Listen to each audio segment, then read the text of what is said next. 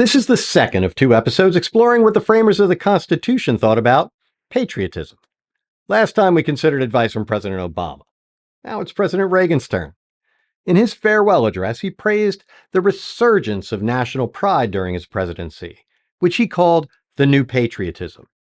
Then Reagan issued a warning for the American people.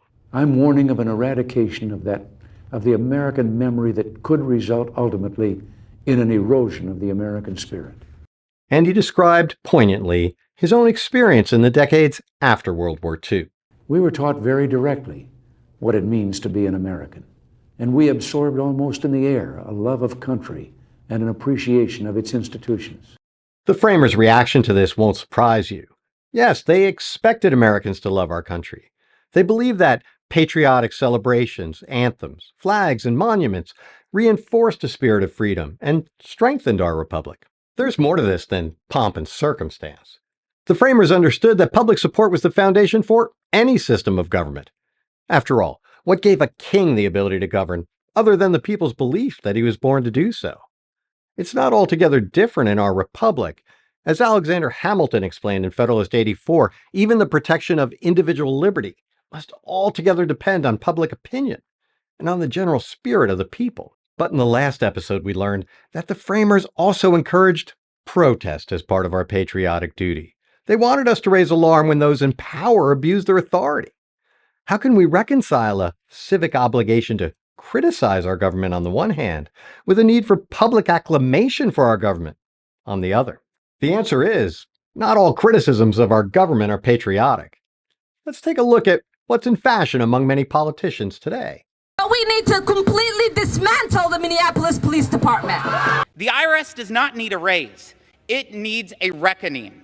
This court has lost legitimacy. They have burned whatever legitimacy they may still have had. Or we defund and get rid of, abolish the FBI, CDC, ATF, DOJ, every last one of them. Note that these criticisms are not of specific actions or actors. They're fundamentally different. They are indictments of entire institutions. Remember what President Reagan encouraged: a culture that fostered an appreciation of American institutions that we could absorb through the air. The framers also encouraged respect for public institutions.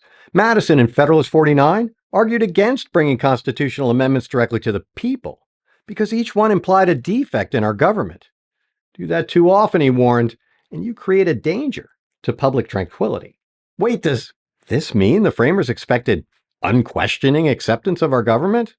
No.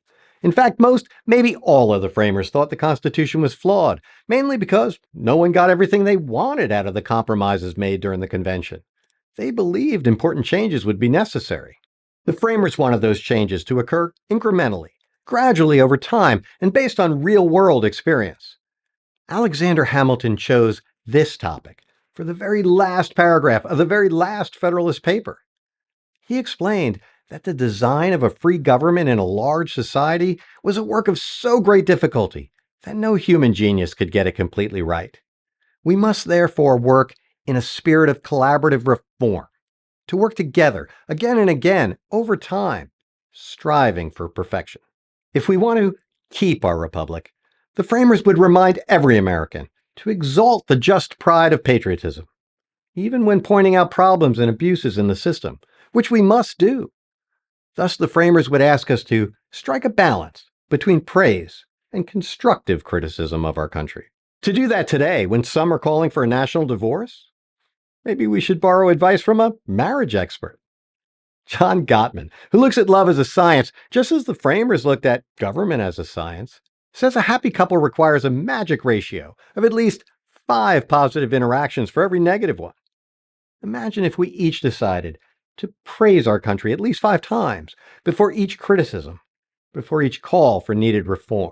In this series, we considered how Ben Franklin and the other framers of the Constitution might have reacted to the question, just how do we keep a republic? We offered 7 answers. We'll sum them up in the next episode of the Framers Toolkit.